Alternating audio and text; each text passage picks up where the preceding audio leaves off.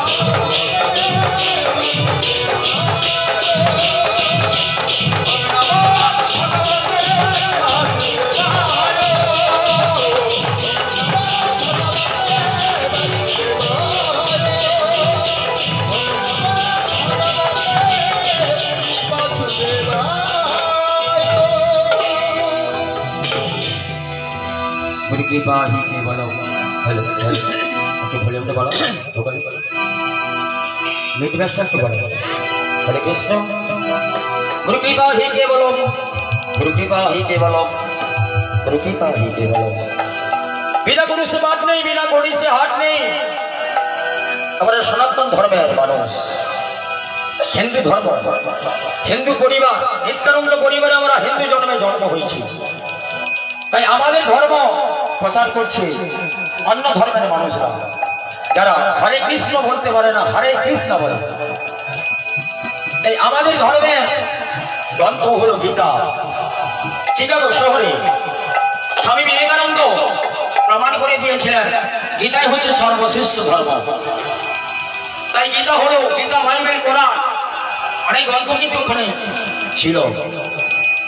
বিবেকানন্দ এইখানেই বিবেক দেখালো যে গীতা হলো সর্বশ্রেষ্ঠ। গীতা ছিল সর্বগ্রন্থ নিচে। ওনাকে জিজ্ঞেস করেছিল চিকাগো শহরের মানুষ, যে বিবেকানন্দ বলো কোন গ্রন্থটা বড়? না আপনারা বলুন প্রভু, যে গ্রন্থ নিচে থাকে সে বড় হয় না, উপরে যে থাকে বড় হয়। যে ভার সহ্য করতে পারে সেই তো বড় হয়। তাই গুরু কৃপা হি কেবলম, আত্মগুরু মাতা বন্দী পিতার চরণ, যা হইতে দেখলাম মোরা এর কি না ভূগোল। মায়ের গর্ভে আমরা জন্ম হয়েছি, পিতা জন্ম দিলে কি হবে? মায়ের গর্ভে কিন্তু আমরা পালন হয়েছি। প্রভু জন্ম দিয়েছেন আমাদের কৃষ্ণ কথা, হরি কথা বলার জন্য। যখন আমরা মায়ের গর্ভে ছটফট করেছিলাম, কেমিকেল দর্শন ধ্বংসরে যারা সহ্য করতে পারছিলাম না, তখন হাত জোড় করে গোবিন্দকে স্মরণ করেছিলাম, হে গোবিন্দ আমাদের অন্ধকূপ থেকে পার করে দাও, এ তোমার নাম গুণগান করবো, তোমার নাম কর্ণে শুনবো। আমার এখনো অনেকের চেতনা খুলছে না যে গুরুর নাম আমাদের কর্ণে এখনো আমরা